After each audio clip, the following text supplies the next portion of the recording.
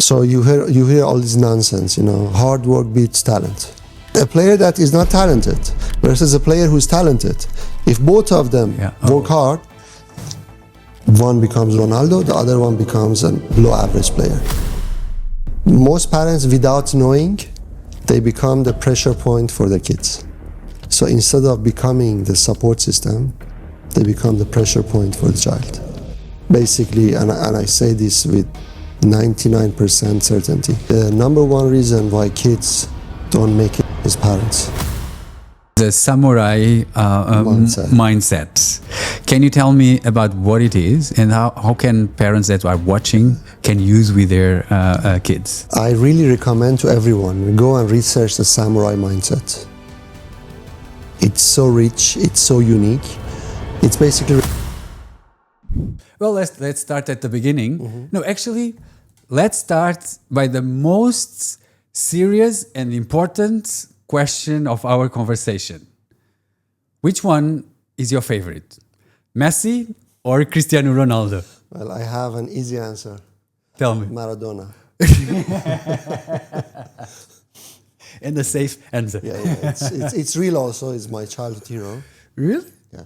No, but they are, if you talk football, achievement, numbers, then you go, is it individual numbers? Is it goals? Is it assists? Is it penalties? It's debatable, like everybody's biased. I love Messi, but Ronaldo won my heart.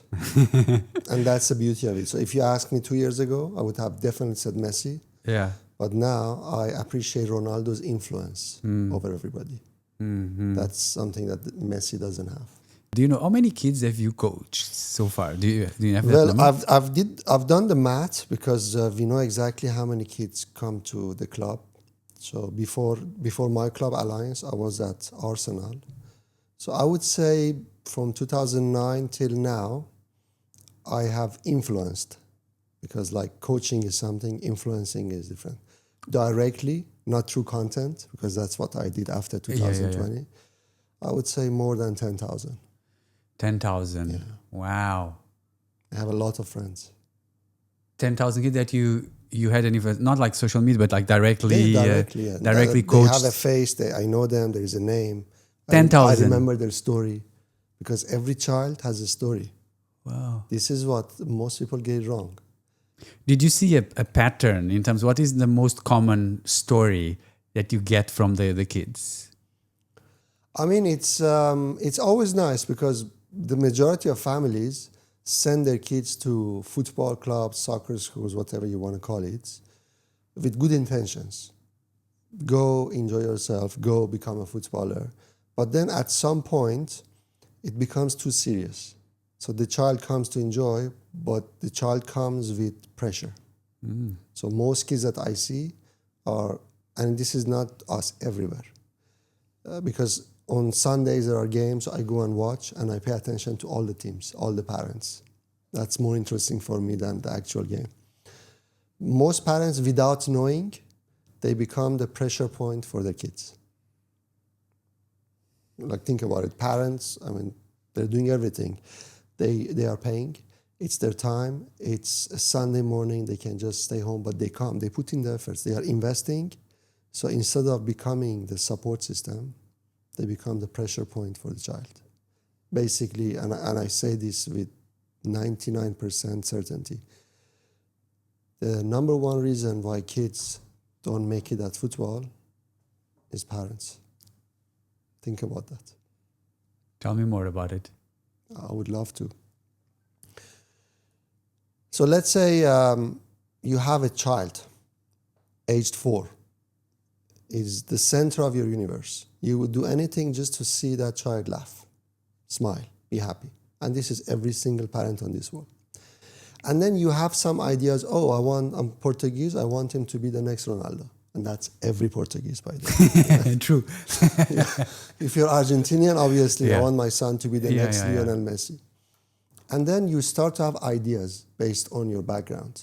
Wow. And God forbid, if you played football, that's the worst thing that can happen to your child, because you feel that you know. Because like playing football, even professionally, is different than developing a football player. Completely different. So then you try to put that child on a path that by the age of 18, it becomes the next Ronaldo or Messi.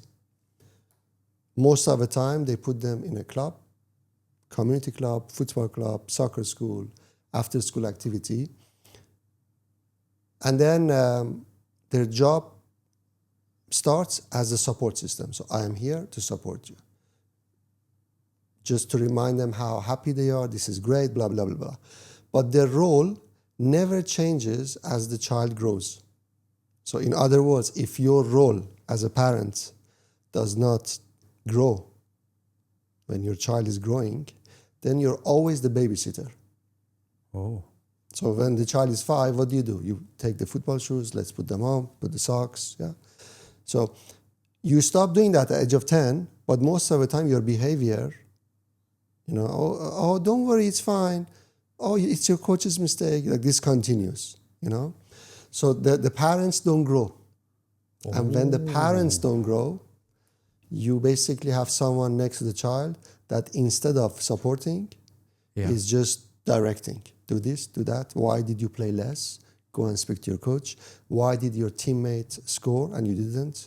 Why did you shoot instead of passing? Why did you pass instead of shooting? And these are the things that we see all the time. Yeah. My job as a coach, my job as somebody that wants to develop is to help a person or a child be more comfortable in uncomfortable situations. Wow.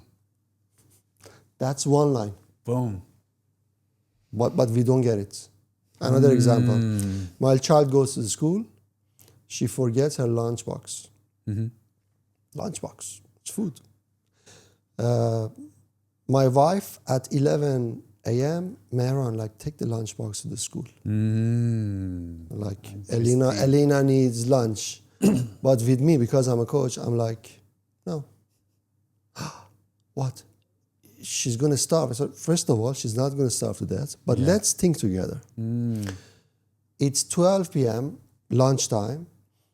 All the kids are there in the canteen eating. She doesn't have food. What are the things that she's going to do? One, she's too hungry. She's going to ask, can I take? That's courage. And then most probably someone's going to say, yeah, everybody. And then she's going to learn empathy.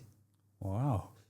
That's one. Two, she's going to go to the canteen, to the cafe and say, listen, I forgot my lunchbox. I don't have money. Can I get a sandwich? I'll pay tomorrow. That's negotiation. So which one do I want? I want my daughter to be happy and comfortable and everything is ready, or I want her to develop. These are the things that parents do all the time. Stop it. Loving them is something, but sometimes you have to let them decide. What do you want to do? What do you want to do? You want things easy? Because when they leave your house, things are not easy. Exactly. And as parents, your number one job is to prepare them for when they want to leave. Yeah. That's what else is there? And as an adult, that out there behind the door, it's a jungle. It's wild, yeah.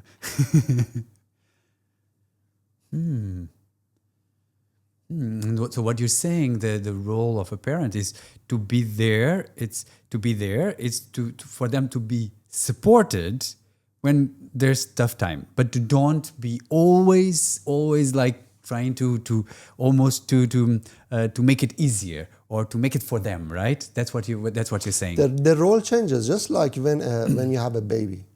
What do you do in the beginning? You have to feed them. Yeah. You have to clean their diapers. Yeah.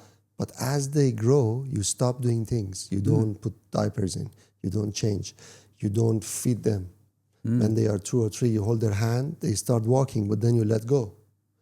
This progress should always continue, but we stop it at some time. I see. And in your experience, you've seen this happening a lot because you meet so many parents. What do you think are some of the consequences in their child development and future? Kids are not problem solvers. Yeah. Just the example that I gave you with Elena. Yeah. I want to have a problem solver. There's a problem. Look around, observe, analyze, decide, execute, learn, continue. Or do I want someone that just sits and everything is ready? Because both of them can happen. Yeah. Same parent, same child. Because we solve the problems, the kids don't get the chance to solve problems. Exactly. Therefore, they are not good problem solvers. Therefore, the father and mother are drained completely, Yeah. even dealing with 17, 18-year-olds, because the child is not capable of dealing with the problem. Yeah. That's the biggest thing, Yeah. you know? So I'm sure you heard this. They say, be your child's best friend. Wrong. You're the father, you're the mother, you're not the best friend. Yeah. Best friend is someone else. You always heard this. Be your child's biggest mentor. You can't be your child's, you can't. You have one role. Father or mother or guardian, you know? And that role, again, if you understand that your intention is, one, you put your child in an environment where it's safe. So that environment being safe, obviously, is non-negotiable. You don't want to put a child in an unsafe situation and say, go deal with it. You make sure that the club you put your child in, the school, Yeah. the place that he or she goes for a birthday party is safe. But then you want to make sure that you delegate. Say, hey, also, you're doing those stuff for yourself, but you know what? You're old enough to also wash the car. I'm going to pay you, though. Not to wash the car for me. Yeah. Yeah. Like chores. You know, can you like clean my library? I'll pay you $200. Example. And why is that? Why? Because you want them to be interested. You want them to be motivated also. Most of the time, parents are like, either do this or whatever you want. Yeah. So there should be enough motives for a child to do something. I mean, have you heard this? Elena, can you do this? She asks me, why that? I'm like, what do you mean why? Because I'm telling you, I'm your father. Yeah. That's what I call dinosaur behavior. Like, what do you mean? Coaches do that. Coach, why are you playing with two strikers up front? Because I'm the coach and I decide. You know? And most of the time, this method of replying is either from lack of self-confidence. Yeah. So you feel that if you explain, the perception of that child, you in front of that child is like, oh, he's explaining, therefore he's weak. Yeah.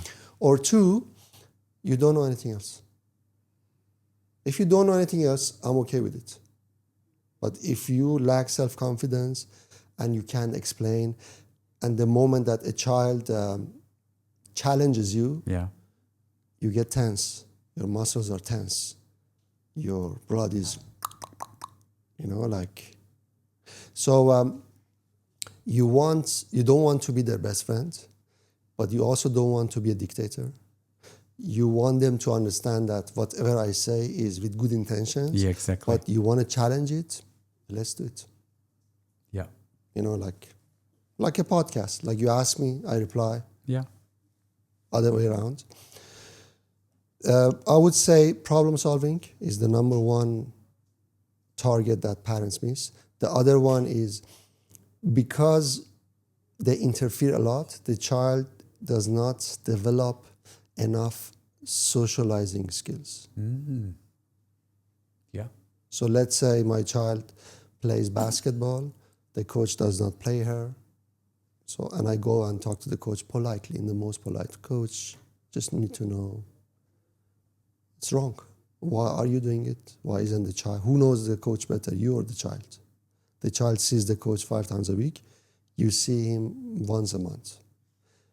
The child needs encouragement. So because they want the child to be comfortable, they take that opportunity of, hey, why don't you go and speak to the coach and tell him these things? So you guide them. So the other one is socializing skills. And the last one that is probably something that most people forget is you want your child to be independent as fast as possible. You don't want to push it because every child is different. You have a 9-year-old who is completely independent. You have 15-year-olds who are not by nature. Their character, it's fine. But one by one, this case, how fast can I know that this child can go outside, play, go to do the grocery shopping? Like, when is it? You want to know that. But if you keep doing things for your child, this will be delayed. And then at the age of 18, he or she has to go to the UK to study in that environment where it's not safe, and it's harsh, it's cold, it's raining. And the child cries every day that I don't want to do this anymore. I can't do this. And you're like, how long has it been? Oh, 2 days. They haven't experienced. That's why most of the time we even encourage families to send the kids to like different trips on their own, with the groups, with the club, with the school, because they can slowly experience, you know? Maybe you can do you have any story where, for example, I mean, you have many stories I can see. What kind of story do you want? Yeah. One story where the parents, they were doing everything with good intention, but on the other side, they were the ones responsible for killing the joy and the passion for the sport, and therefore impacting negatively the development of the kid. I have so many What is one that was like... But the first one that popped up is we went to Valencia in Spain. This was 2017. All the kids were with us. So imagine 50 kids, age 13, 14. And obviously we eat at the hotel. So we know exactly what type of food to come. And obviously we don't go too harsh. We want to make sure the kids enjoy also. So it's not all green. We know kids love pasta. We know they love meatballs. So we had a child who refused to eat. But we didn't know. So at 11 p.m., we realized that there is a delivery coming to the hotel, bringing McDonald's for him. That bag of McDonald's was ordered from Dubai by the mom. So the child, I hope they don't watch this. So the child goes to the room, the mom FaceTimes, and I'm just trying to picture that moment. Oh, how are you, my darling? Yeah, I'm good, but I'm not eating. I don't like the food. Half an hour later. So what's going to happen to that child, 14-year-old? I mean, the food wasn't bad. If it was like too healthy, I would understand. But all the kids ate. But this kid, nah, I'm going to go home. I'm going to go to my room. Because the kid knows that if he goes to the room and if he tells the mom will do it. That is, for us, it's like what? But if you zoom in, that child experiences this every single day. So even with food, oh, you don't like that? I'm going to get you anything you want. Whereas the right way of dealing with that moment was for the mother to say, oh, you don't like it? Okay, maybe in the morning you like the breakfast. You don't tell the child, go sleep hungry, but you let them deal with that. So we had a group of girls. They were among the best in UAE. They actually won the Gulf Cup last year in Bahrain. We took them to UK. They lost to every single team that they played because the level is different. So we don't take them there to lose. We take them there to see the reality. We don't tell them anything. They know. They know how good that striker was in front of them. So the biggest mistake, the number one sin committed by parents is thinking they know better. I mean, I never go to my daughter's mathematics teacher to say, hey, no, I know better. It's her job. She knows. She studied. She has experience. I have 2 daughters. She has 50 students. That's every single year. Another funny thing that I always use in uncomfortable conversation with parents is they are full of emotions, but I'm humbled, and I tell them, listen, like, you only have 1 child playing football. I totally get it. You don't know. I totally get it. You're pressured, you're anxious, you're stressed. You know what kind of challenges your son will have in the future. But trust me, this is my job. I do this every single day. So trust me. So to whoever is watching, if you're the expert, if you're Mourinho, fair enough. I have nothing to say. But if you're not Mourinho, trust the team's coach. If you have doubts, talk to experts. So if you feel that Mehran Rowshan is not a good coach, is biased, talk to other experts before deciding what's right for your child. Because 99% of time, becoming a football player is the wrong option. 99% of time. We teach kids play football. We give them the right education. We take care of them. We do fitness. We do everything. Mm-hmm. But when I look at it, we are preparing them for life. Football is not competing. This is where they get it wrong, you know? Yeah. I send my son to play football, to score goals, to win. No. You send your son to play football to, first of all, enjoy, be happy.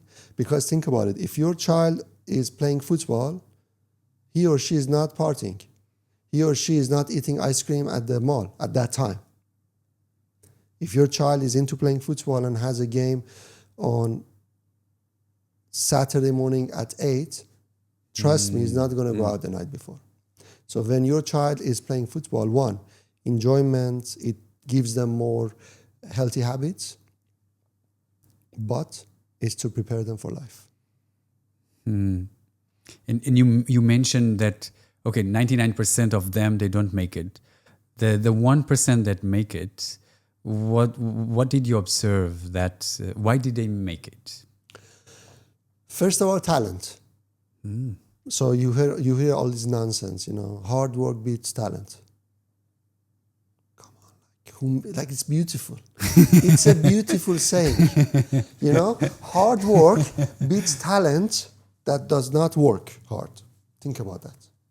Okay. So if there are two people, one is talented, the other one is not. So the talented player does not work, is lazy, arrogant. The player that is not talented but outworks that, better. But a player that is not talented versus a player who's talented, if both of them work hard, one becomes Ronaldo, the other one becomes a below average player, you know. The first one is talent. So if, again, like what I'm saying, I know you people are not used to these things, but I have to be honest with you. If you are not talented, don't go after football. In fact, if you're not talented in what you do, you're in the wrong field. Because talent is everything. This is what people get wrong. So I do a lot of mentoring with kids, most of them before university. And one of the things that we work on is, let's find your talent. Okay, that's what I was going to ask you. Yeah. It's talent. It's find what you're good at. Something that, if it's me and you, there is something that you can do way better than me.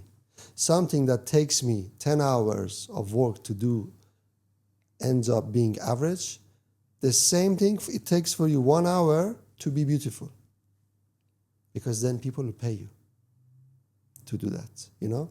So if you are not talented, don't think of becoming a pro in anything. If you're talented, then you need luck. This is again what people, the harder you work, the luckier you get. It makes sense. Sometimes it's true, but luck is never on your side. Luck is accident. You need you know, risk and luck are the cousins, these two. And it's not like you choose to be on the right side. I don't want risk, I want luck. It happens. Sometimes there is war. Sometimes you get injured. I actually recorded a podcast with a 16-year-old boy. With a 22-year-old guy. He was one of the most talented players in Norway. He gets a contract, puts it on the family's table because they want to discuss and sign. Goes to a party, end of season party, tries to backflip, accident with someone who also wanted to have backflip, breaks his neck, paralyzed.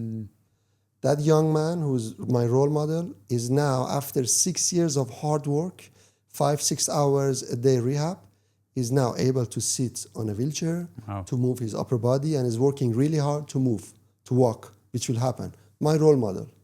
But look how Like he didn't choose for this to happen to him. So you need to be lucky also.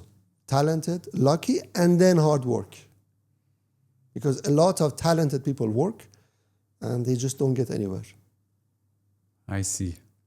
What I want to say is most successful people underline the importance of luck because they feel like, oh, I got lucky.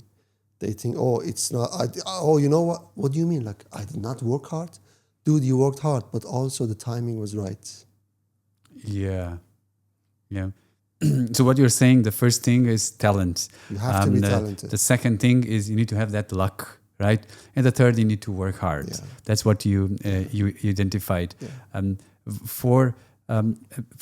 So what you're saying is that the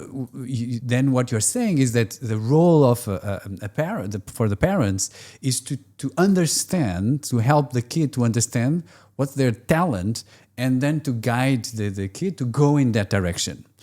Does that happen that a lot of times the parents they push the kid in a direction that, for example, sometimes it's a dream that they always had, and they push the kid in a direction which the kid maybe doesn't want, but it's one of their dreams or it's one of their frustrations. Does that happen a lot? Of course. Yeah. Tell me a story. You said it beautifully. So I wanted to become a footballer. Yeah. But I couldn't. Therefore, I want my son to become a footballer. Oh, yeah. Yeah. This is because I only have 2 daughters. Yeah. A lot of people ask me, didn't you want a son? I'm like, why would I want a son? You know, first of all, I have thousands of sons. Yeah. Believe me, like I have a lot of players that I treat them like my son. And then I realized that, they feel that I wanted my son to go pro. And then I say, listen, like I had daughters who played football, but even with them, I didn't want them to go pro. Even with them, like you want to go pro, okay, I'll support you. Or it's not for me to decide. But Rodrigo, it's one of the most difficult things to do, to find someone's talent. Yeah. How do you? What have you learned? How can a parents find what's the talent of their kid? Beautiful question. Only if people ask that, because people think they know more. Oh. You know, this is what I'm saying. Like, yeah. Like I like that. I've had parents, to be fair, I've had few parents who would come and say, Coach, can he make it? Like, do you think my child can become a footballer? That's beautiful. I would say less than 1% ask me. You know why they don't ask? Because they know what they think Because they know. they're afraid. Oh, because they're afraid. Yeah, because if you ask me, I might say, listen, like, thank God you asked me. No, your son cannot even play football with the local team. If he or she enjoys being in this environment, beautiful. Football is not just for the talented. Anybody can play football. If you're overweight, if you have autism, football is for you. Like, it's for everyone. But people don't ask that because they're afraid that if I say no, then they're inside them, they would feel empty because they want their child to go pro. I see. So talking about talent is a podcast. It's like a few hours, but let's get into that. From a young age, a child shows signs. Yes. If you dealt with kids, you see it. Yeah. You know, some kids like to lug balls, like, oh, give me a ball. Some kids like toys, cars. That's from a young age. So you can always have them under observation. And then because you're a responsible parent, you can put them in different environments. Does your child like water? Some kids hate water. But then at the age of 6, you want that child to become a swimmer. Not to learn how to swim, but no, I want him to be the next Michael Phelps. If your child doesn't like water, the chances of him having talent in swimming is near zero. If your child sits and watches football, I have a picture someone sent me yesterday. It's a 7-year-old daughter sitting, eating, watching Ronaldo on tablet. It's a girl. That's talking to me. That's a sign, yeah. That's a big sign, yeah. It's interest. So I would say pay attention to your child's interests. Yeah. Put them in different environments. You can always tell if a child is interested in numbers. No, it's too obvious. The child is good with numbers. Okay, so this might hint at something. Let's take that child to a mathematics class. Let's see. He likes chess. Let's see. Is this 5-year-old someone that likes to imagine? Oh, okay, creativity. I can feel that. Could be a writer, could be a painter. Especially now because Rodrigo, it's crazy how the world has changed because of AI. This is me 2 years ago. 2 years ago, in an interview, I said, our kids, by the time they educate, they need to be able to speak 5 languages. That's how competitive the market will be. But now, what I said is falsified because of AI. You don't even need to know a language. I see. Generally speaking, because the AI does it for you. In fact, the AI will probably take most of the jobs out. So now it's the most important time to find that talent. What is my child good at? And the earlier you know, the less time and money you waste. I know a lot of kids who quit football and did other sports and did better. I know a lot. They did rugby, basketball, athletics. So same time they could have wasted in football, now they are doing in something that they have the potential. It's talent.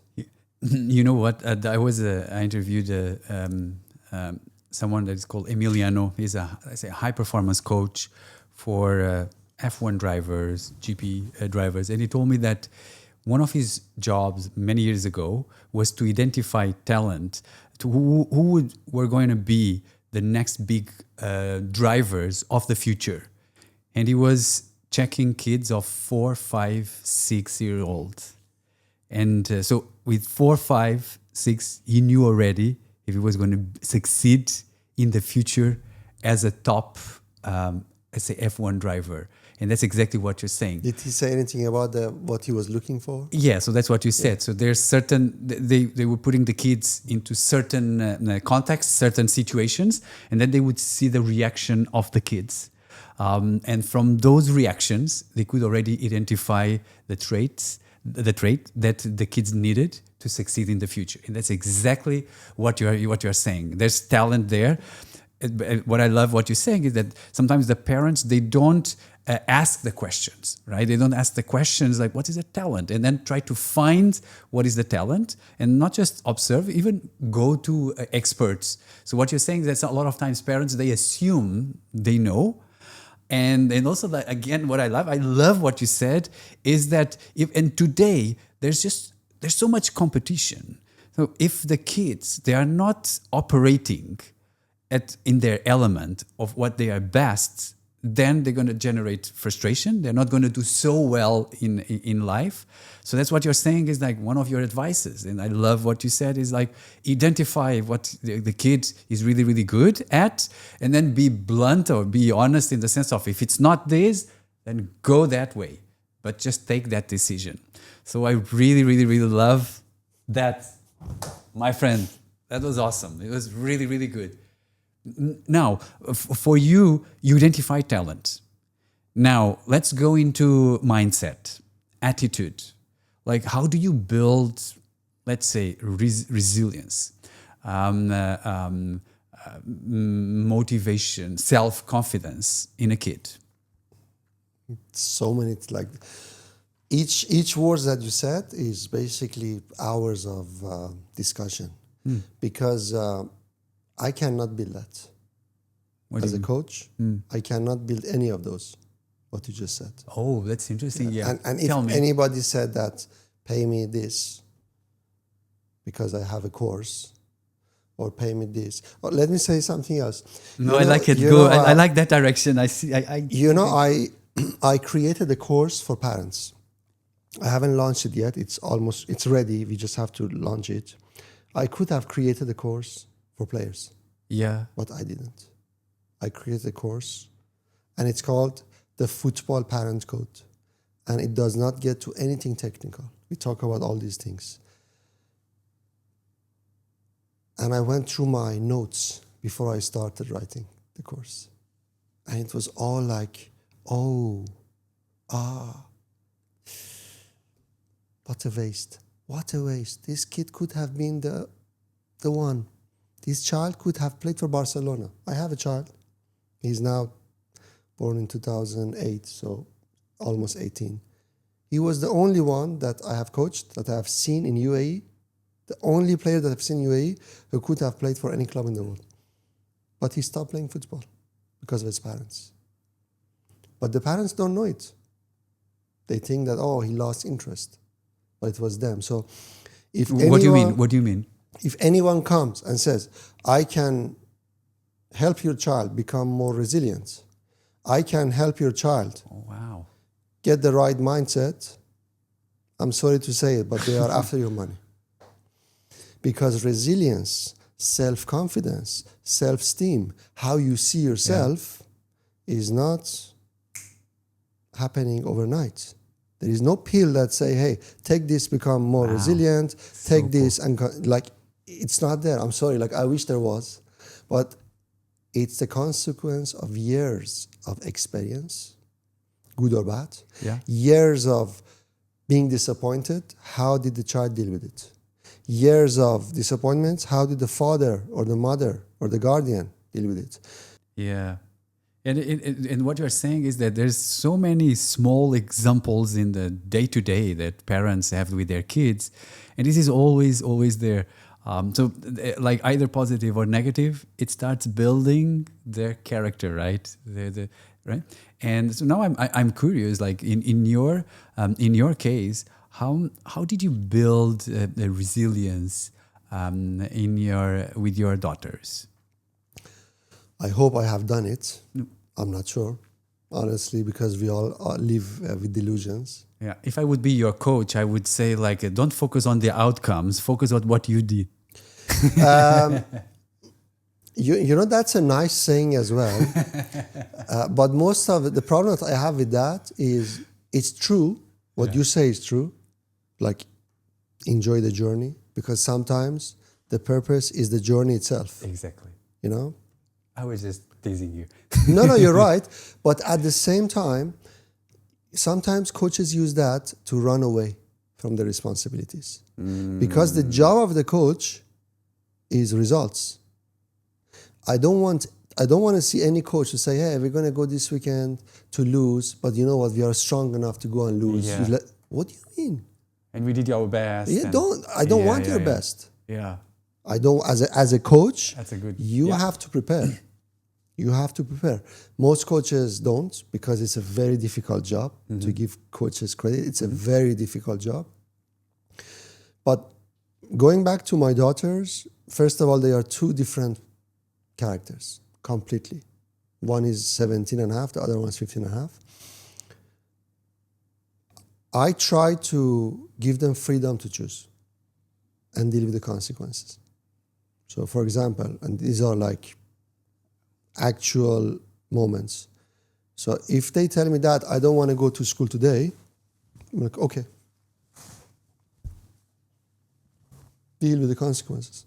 I'm not getting your tutor.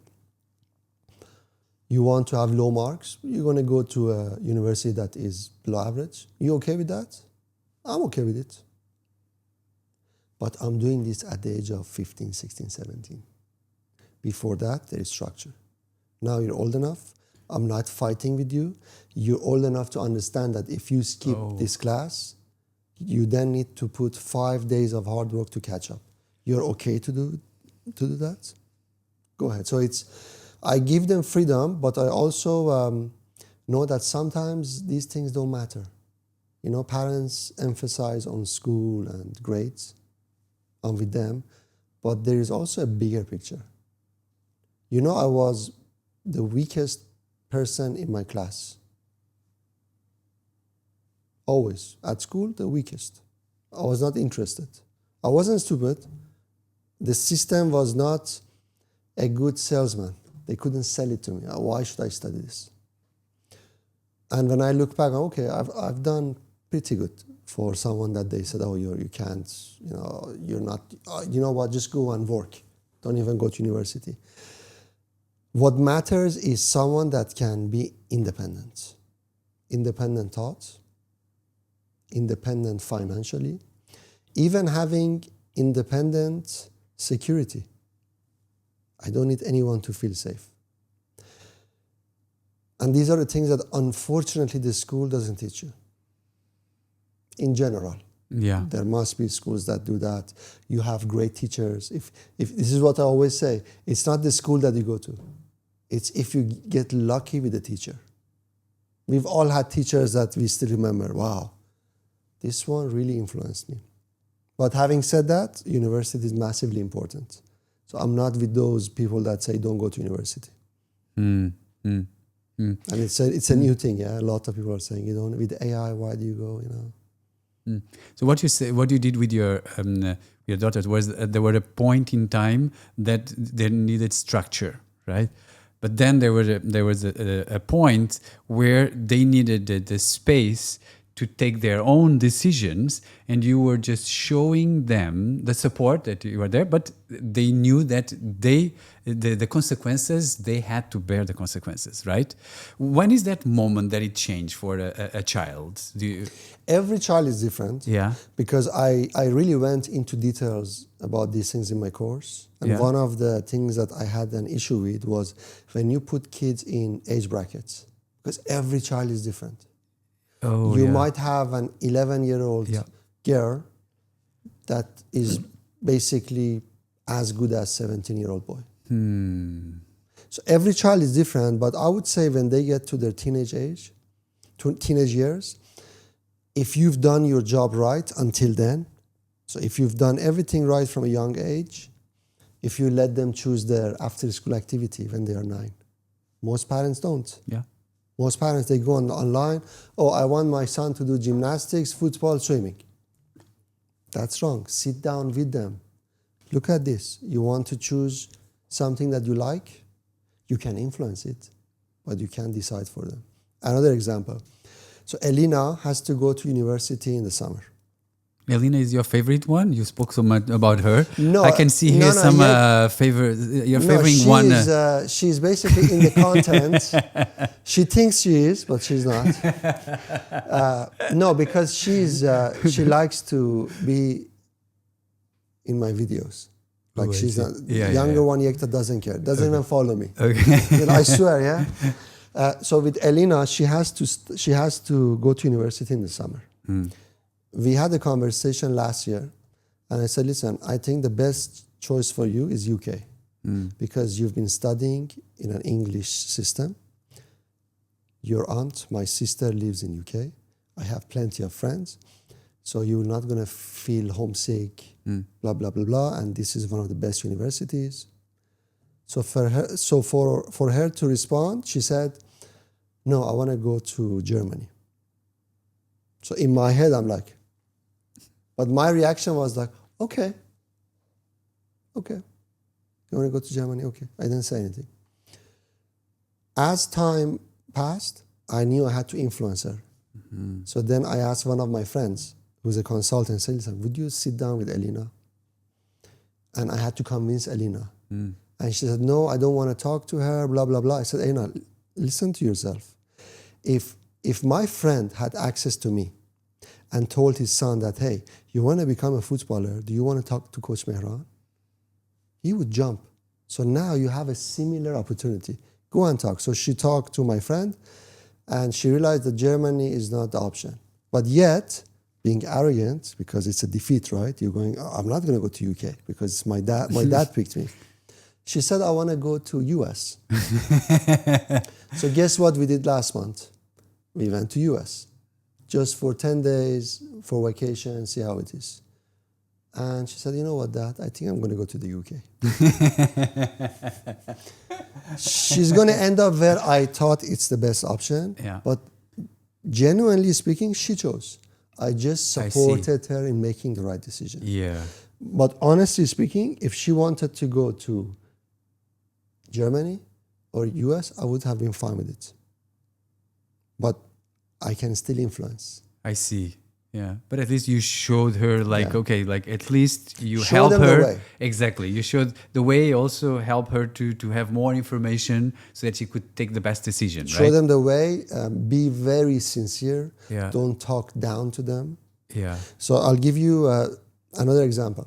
So when you teach someone, Yeah. you have two ways to do it. The first one is always tell them what to do. Always. Like, this is how you do it. The other way is for that person to learn.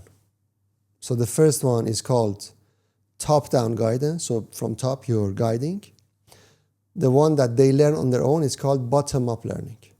You want both. You want the person to learn on themselves, but you also want to give them feedback, the light, the flashlight. You can do more than that. It's going to be scary. Imagine a parent, what, I let my son decide? A lot of people, when they fill out the university application, they hire consultants. A lot of people say, no, he has to do it. Which one is right? You tell me, which one is right? We hire a consultant who knows this so well, they're going to charge us $10,000, but maybe with the help can get to the best university. Or I push my child to fill out an application, it looks nice. Later on, when they want to get a job, people will say, oh, who filled out university, blah, blah, more independent, but is not going to get to the best university. In your opinion, which one is right? I mean, if you have more information with a consultant, There you right? Yeah. Yeah. Being independent is great, Yeah. but if you can afford and use, Yeah. you know. So, but most people get it wrong. They feel that, no, let her do it. Why? I mean, a child, don't you think that at the age of 17, you can do more? You can pay someone and ask them to work with your child, Yeah. the combination. Yeah. And that's what we have been trying the last few years with my mentees, and it works perfectly. Because I see some parents, they feel, no, I want her to be self-made. So she has to make. That's interesting. And I completely get their point. Yeah. But then I explain to them, listen, if she fills out the application, she's not going to get to Stanford. I'm not saying getting to Stanford is everything, but if it's important for you and the child, so you need external help. But I don't want you to do it. You just pay, you arrange meetings, and you basically top-down guidance. This is where people get it wrong. You don't leave them alone. Yeah. You're there to support. What do you need right now? Oh, you're 17, you don't know what to do? You don't know if you should go pro or if you should focus on studies? This is the main question. Main question. Age of 17, what do we do? Talk to the coach. Ask the coach to be brutally honest and then choose what's right. What I always suggest to people who are in football, I'm like, listen, the child wants to become a footballer. Me as the coach, as a mentor, and you as parents want your child to be educated.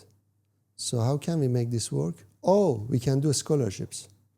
So we can apply to a good university, create a profile, good application, say, hey, we have this player who's 17, who's a goalkeeper, is great, and these are his marks.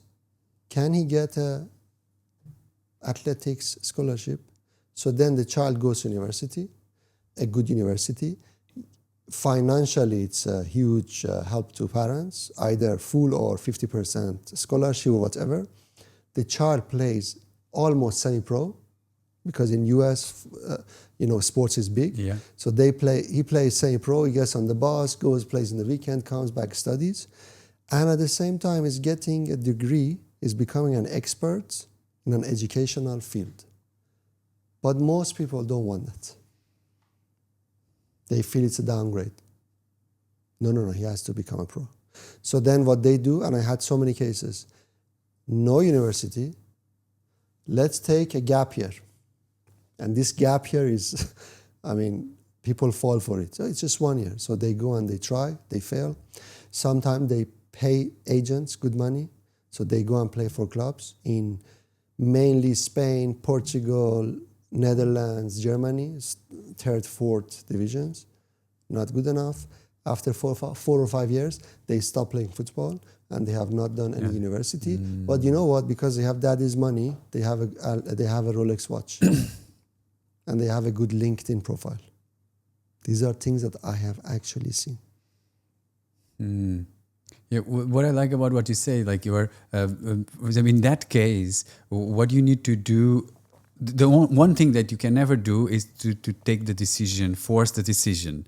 And what you are saying is like just help them with as much information as possible, but then let them take the information, take the decision. You influence, you influence the and influence is not massive; it's slight. Yes. Yeah, I see. Just in terms of time, how are you? Are you okay with time? I'm okay. You are okay because this is super interesting. I would like to go a little bit. It's fine. How are we going? Great. Philosophical stuff.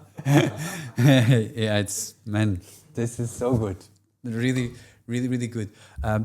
Something I think you developed something that you use with your athletes. No, you say athletes or you can say no. What do you say? Players, Players, mentees, whatever it is. Yeah. Players, yeah. When I was researching, I saw that you use something with your players, which is the samurai mindset. Can you tell me about what it is and how can parents that are watching can use with their kids? I really recommend to everyone, go and research the samurai mindset. It's so rich, it's so unique. It's basically resilience without condition. So there is a nice saying that for a samurai, any place is Japan. So wherever you take them, they are still in Japan because the mindset is the same.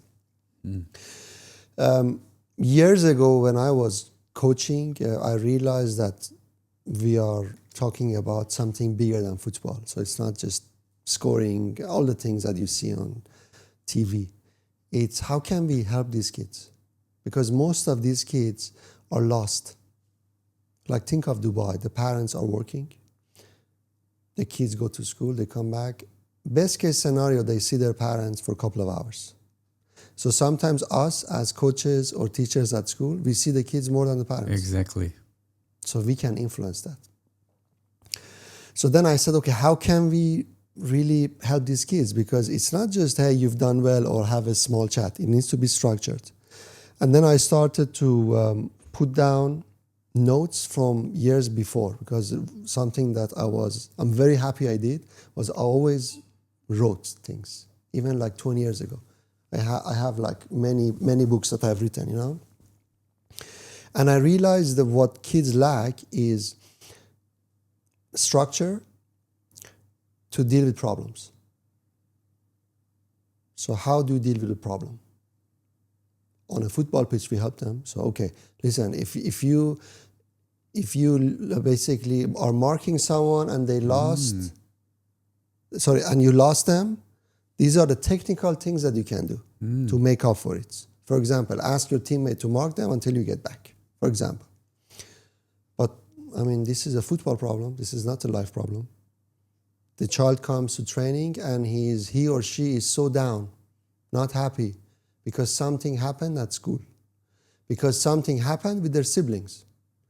Unfortunately, I hate to say this, something happened with their father or mother. I mean, we are all humans, right? No one's perfect. We say things that, why are you too fat? I've heard parents say that. So how can I help this child develop enough skills to deal with that? So then we started with the samurai mindset, which is you only focus on what's in your control.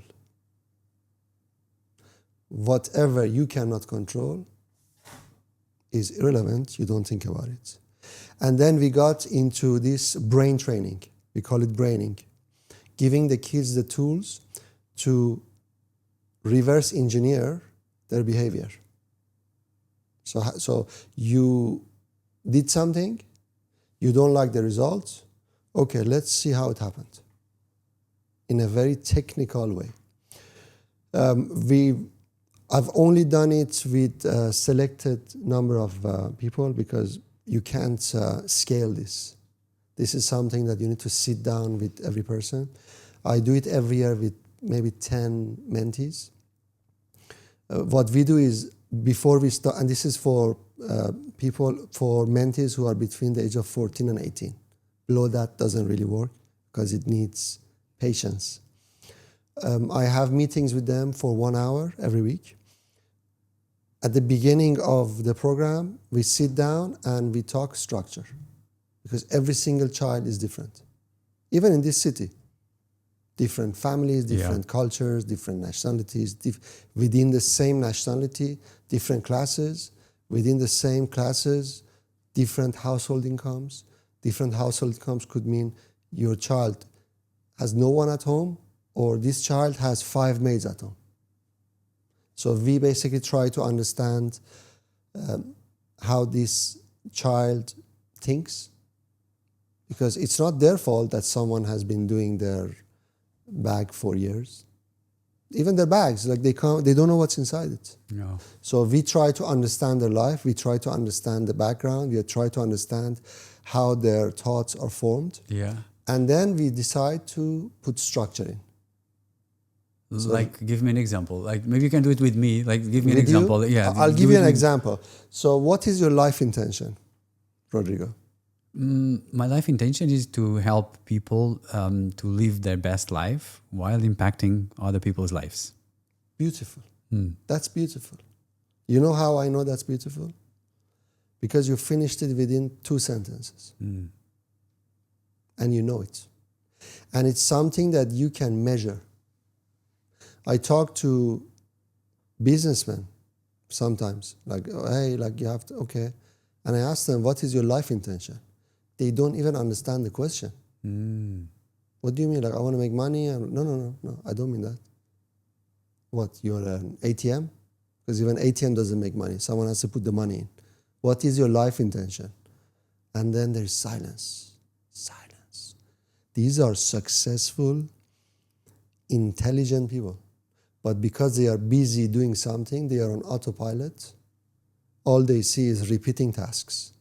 I have to go to my office. I have to talk to my manager. I have to see the numbers. I have to check my budget. I have to do this. Okay, we beat the numbers. Great, I'm happy. But why are you doing this? So the first thing that we do with kids is like, what is your life intention? What do you want to do? Most of the time, I want to become a footballer. Nothing wrong with that. And then we say, okay. And why is it, right? So now, can we see if we can do it? Can you write down? We have forms.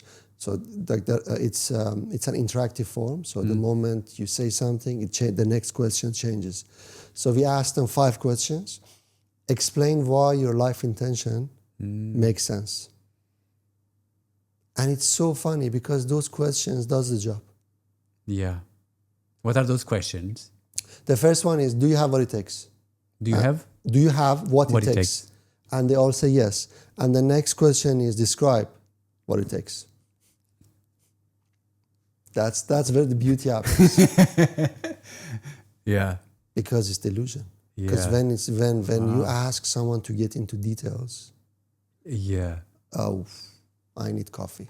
Okay, you have the cafe. No, it doesn't work. I think Albert Einstein said it. He said, if you cannot explain something to a 7-year-old, you don't understand it. Yeah. There's a saying like that. Yeah. So, can you explain it to me? And when you explain, are you saying generic words? Or as you said, I want to influence. I want to make other people's life better. How? Content. How? Talk to people. How? Be prepared. How? You know, like it's very, like you can measure it, you know, and everyone obviously is different. So these questions helps the child to basically understand. But what are the 5 questions? Each are different. But give me, like, for example, take me to an exercise so that maybe parents can even use. So the first one is, what is your life intention? Yes. Second one is, do you have what it takes to achieve your life intentions? The third one is, what are the things that you think will help you achieve your life intentions? The fourth one is, if I questioned what you just said, are you comfortable to create a 15-minute presentation explaining and proving that I'm wrong. And the last one is, are you willing to put 4 months of hard work into this program? Oh. Really good. Just imagine, Yeah. anyone without a mentor Yeah. asking those questions from themselves. Like having tea, sit down, be honest, write it down, and trust me, you don't even need Mehran Rowshan. Give it to ChatGPT. So what I ask you, write them down, give it to ChatGPT, say, be my mentor, analyze what I wrote, and give me the things that I need to work on, or even feel free to falsify my life intention. Free of charge. What's the result of that? The result of that is structure. Yeah. Exactly. Because this is what I said. You can dream in your house. Yeah. But then when I ask you these questions, I'm not asking them to know you. Yeah. That is obviously the consequence of asking. But I want you to ask yourself those. I see. Because sometimes, like, I feel that I'm going to be what is your life intention? I want to be a professional footballer and play for FC Barcelona or Madrid. Trust me, like, a lot of people say that. And then when you ask them the next question, they're like, then you ask them, do you think that you have? And then what they it go down takes? on the chair. Yeah.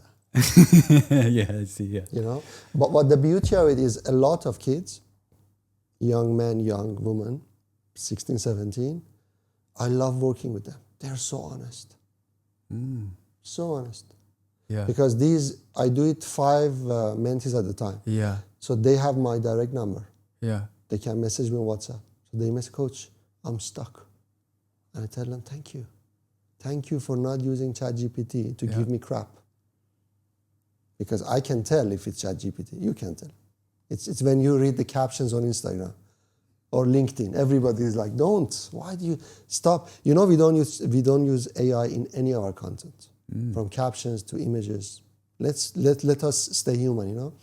So when you work with kids, they are honest. They have good intentions. Sometimes they can't think for themselves. So then in the weekly talks that we have, obviously I've seen their presentation, so I have the right questions. I ask them questions. We have beautiful conversations. I love it, honestly. And it gives them structure to understand that you have a problem, you have a situation, you want to solve that. This is the process of decision making. Yeah. If you understand the process, then if I put you in any other situation, you know the process. You might not have the information, but because you know the process, then you can get the information. How do you teach a kid to solve a problem? What's the framework that you give them? Because I think that can help so many parents, you know, like not to jump into helping the kid with the problem, but just to give them a structure. It's reverse engineering a behavior. Yeah. You never start from, why did you do this? Yeah. Like the best parents, the most educated parents, I see them all the time. That's the first thing, right? You know, why did you do that? Yeah. Bro, like if I ask you why, you get defensive. It's a natural instinct. It's our behavior. Yeah. So the moment someone gets defensive, It closes down. good luck getting inside their head. Yeah. You know, you don't want them to. So so the prefrontal cortex, when you talk to someone, most of the time, if it's activated, they are fully aware, so they don't give you the right answer. They want to give you an answer where it keeps them safe. It protects them from questions, so they say something to please you. If the prefrontal cortex is relaxed, then you have access to information inside their brain. So most of the time, instead of saying why, ask them to describe their decision. Exactly. Yeah. Super good. We're coming to the end. I think just the last question. Like, what would be one message that you would love every parent to remember from this conversation? Well, first of all, I want to congratulate parents for being a parent. It's the most difficult job on this planet.